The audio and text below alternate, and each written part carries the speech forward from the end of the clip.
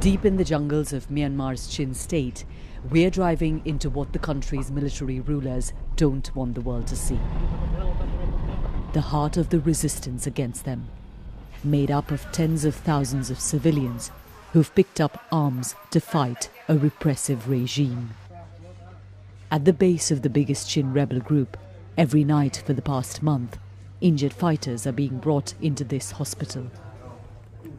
Many were schoolboys when the coup started in 2021. Just about adults now, they've been fighting on the front against the fiercest offensive the junta has launched in more than 3 years. Abel, 18, is in too much pain to speak. He's gone through surgery overnight. He was with a group of fighters trying to take back territory the junta captured a week ago. They won the battle, but Abel lost his right leg and has serious injuries to his hands as well. 19-year-old Sisi Mong has also had one leg amputated. He tells us the junta had mined the area, so as his group pushed in, they were caught up in the explosion. Then they were attacked from the air. My friends dragged me with them even when the junta was raining bombs on us. I've lost my leg. But even if I have to give up my life, I'm happy to make the sacrifice so that future generations have a better life.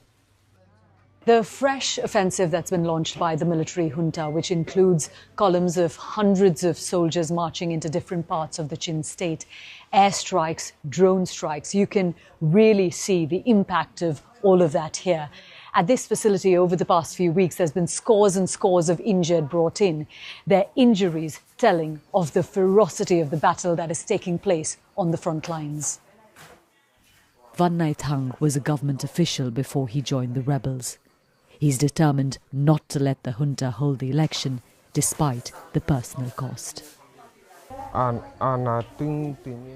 do not like military rule at all, because they harm and kill ordinary civilians, he tells us.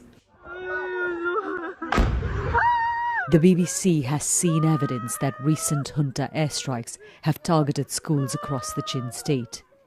In this footage, the body of 7-year-old Zohan Punlian Chung is carried by his traumatized brother as villagers flee more attacks. Zohan and 12-year-old Zingcher Mui were killed while attending school in Vanha village. Chin groups say at least 3 schools and 6 churches have been targeted since October. In a year when the country is already reeling from a devastating earthquake, instead of providing relief to its people, Burma's military government is wreaking more destruction. It has not responded to these allegations. Thousands of civilians have been displaced by the airstrikes in recent weeks. This group has just crossed over into India. The trauma of what they went through to get to safety visible among them. Yang Zia Kim had to flee with her disabled husband and 2 children. We had no time to think about what to take with us. We were so terrified. We heard the sound of explosions, of fighter jets dropping bombs. We could see smoke. We grabbed some clothes and food and fled into the jungles nearby. The women showed us these videos of how they and others